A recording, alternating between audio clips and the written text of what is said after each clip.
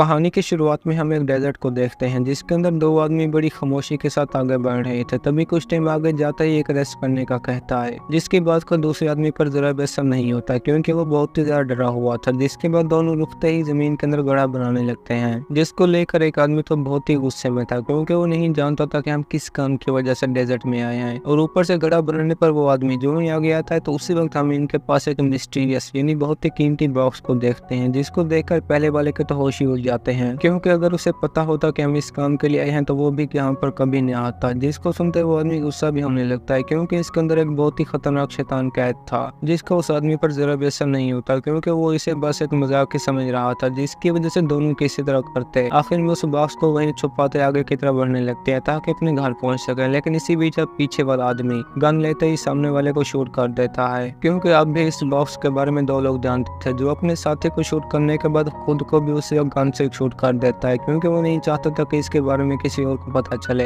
जिसके बाद हमें दोबारा से कुछ टाइम आगे ब्लैक एंड व्हाइट पिक्चर दिखाई जाती है जहाँ पर एक आदमी के हाथ में बिल्कुल इसी तरह का एक बॉक्स था और उसी के साथ हमारा सीन भी अब प्रेजेंट में शिफ्ट होता है जहाँ पर बिजर नाम का एक लड़का अपने काम के न चल पाने की वजह से बहुत परेशानी में था क्योंकि वो गेमिंग की कुछ वेबसाइट पर काम करता था जिनमें उसे कोई भी कामयाबी नहीं मिल रही थी। और वो इसी वजह से पॉल नाम के अपने एक दोस्त को भी बता देता है कि कुछ सालों से हमारी वेबसाइट पर काम अच्छे तरीके से नहीं हो रहा और ऊपर से व्यूज तो बिल्कुल भी नहीं आ रहे, जो इसी वजह से अब घर से बाहर निकलते ही एक पुराने सामान की शॉप पर पहुंच जाता है जिसके अंदर उसे बहुत ही अजीब चीजों के अलावा कहानी के शुरू में दिखाया जाने वाला बॉक्स भी मिल ही जाता है जिसे वो उसी व्यक्ति शॉप वाली औरत से बेचने का कहता है। लेकिन वो तो इनकार ही कर देती है क्योंकि वो जानती थी कि इस बॉक्स के अंदर कोई शैतानी चीजें हैं जो किसी को भी नुकसान पहुंचा सकती हैं। लेकिन बिजर पर उसकी बातों का जरा भी असर नहीं होता क्योंकि वो भी किसी हाल में इस बॉक्स को खरीदना चाहता था, जो औरत भी बिल्कुल बेचने के लिए तैयार नहीं थी। तभी वो औरत जो ही कॉल आने पर बातें करती है तो उसी वक्त अब बिजर भी मौका देखकर बॉक्स को उठाकर कुछ पैसे टेबल पर रखते घर की तरफ निकल पड़ता है क्योंकि इस बार उसने भी एक गेम बना ली थी जिसके अंदर सभी इंसान उसे खेलेंगे। अब इस सब के बाद हमारा सीन एक बहुत ही खूबसूरत कपल पर शिफ्ट होता है जिसे बिजर ने फोन करते ही बुला लिया था कि वो मेरी इस गेम में हिस्सा लें जहाँ पर उन्हें बहुत ही मजा आएगा। और उसी बीच हम बिजर के दो और दोस्तों को भी देखते हैं जो खुद भी एक कपल था, लेकिन वो चारों एक दूसरे के साथ बहुत ज्यादा हैप्पी थे, जिसकी वजह से बिना टाइम वेस्ट किए तैयार होने के बाद बिजर के घर पहुंच जाते हैं क्योंकि दोस्त के बुलाने पर जाना तो था ही, जहाँ पर उसके असिस्टेंट भी इन लोगों को देखकर बहुत खुश थी जिनका काम एक दूसरे के साथ बातें करना था। और वो उसी लोग जोई को गेम के रूल्स के बारे में भी बताने लगती है जो कि बहुत ही स्ट्रिक्ट थे और ऊपर से ये भी इसे एक गेम समझ रहे थे क्योंकि गेम में रियल इंसान को तो कुछ भी नहीं होता, लेकिन जहाँ पर ऐसा बिल्कुल भी नहीं था, जो आखिरकार बिजर के पहुंचने पर उससे भी बातें करने लगते हैं और वो इन चारों को गेम के रूल्स के बारे में भी बता देता है कि इन्हें एक रूम में लॉक करने के बाद उसे पूरी तरह से बंद कर दिया जाएगा जिसका खुल पाना बहुत ही मुश्किल था। और ऊपर से इन सभी के चीखने की आवाज भी बाहर तक नहीं पहुंचेगी, जो सुनते सभी हैरान तो हो ही जाते हैं। लेकिन अब वो इन्हें बाहर आने के कुछ रूल्स के बारे में भी बता देता है जिन्हें अंदर जाने के बाद कुछ क्लू मिलेंगे और ये सभी भी उस पर अमल करते आखिर में बाहर पहुंच जाएंगे, जो कहते ही अब बिजर इनके चेहरे पर कपड़ा डालते कमरे में लाकर छोड़ते ही बाहर से डोर लॉक कर देता है। और इसी टाइम से ही अब इनकी गेम भी शुरू हो जाती है जिसके किलर को पोल ने पहले से ही सारी जानकारी दे दी थी कि उसे बस लोगों को डराना ही है, जो सभी अंदर जाने के बाद थे भी पूरी तरह हैप्पी, जिनके ऊपर बिजर रूम में जाते ही कैमरास की मदद से नजर रख रहा था क्योंकि रूम में चारों तरफ कैमरास लगे हुए थे। और इन दोस्तों को भी सबसे पहले एक सेलफोन मिलता है जहाँ पर एक आदमी अपने बेटे के बारे में बता रहा था कि वो एक बहुत ही खतरनाक इंसान है जो लोगों को पकड़ते ही इसी रूम में लाकर मार देता था, जिसकी वजह से एक दिन मैंने उसे पकड़ते ही यहीं पर बांध दिया, इसलिए अब तुम उसे कभी बाहर ना निकलने देना। जो सुनते ही इन सभी का टाइम भी शुरू हो जाता है जो पूरे 1 घंटे का था और ये भी अपने काम पर लग जाते हैं जिन्हें सबसे पहले बाहर निकलने के लिए क्लू की जरूरत थी। तो देखने के लिए बेंच जो ही आगे जाता है तो उसे वहीं पर एक आदमी मिल जाता है जो उसी फोन पर बात करने वाले आदमी का बेटा था जिसे उसने पूरी तरह से बांध दिया था। और ये भी इसे बस एक गेम का हिस्सा समझ रहे थे, जो अचानक से आगे जाते अपने सामने बॉक्स देखते ही उसे खोल देता है जो कि उसकी सबसे बड़ी गलती थी। और उसी वक्त बॉक्स से साया निकलते ही बंधे हुए आदमी के अंदर चला जाता है जिससे उसकी हरकतें भी अजीब हो जाती हैं। और जोई को भी उसी वक्त बॉक्स देखते ही एक रेजर मिल जाती है जो बहुत ही काम आने वाले थे। और ऊपर से बेन को भी अब रास्ता ढूंढते वक्त एक लॉक मिलता है जिसके अंदर कुछ नंबर लिखे हुए थे, लेकिन वो ये नहीं जानते थे कि इसका कोड क्या है। और ऊपर से उसे वहीं पर अब 2 सिक्के भी मिलते हैं जिन्हें उसने अपनी पॉकेट में डाल दिए थे। तभी इनकी नजर दीवार पर बनी कुछ पिक्चर पर भी जाती है जिसके अंदर क्लू देखते ही इनके होश उड़ जाते हैं क्योंकि वो रूम बहुत ही अच्छे तरीके से डिजाइन किया गया था। और ऊपर से वो आदमी भी अब इनकी तरफ बढ़ रहा था क्योंकि हर 5 मिनट बाद उसकी चेन भी खोल जाती, जिसकी वजह से ये भी अब बिना टाइम वेस्ट किए अपने सामने अलमारी देखते ही जान जाते हैं कि उस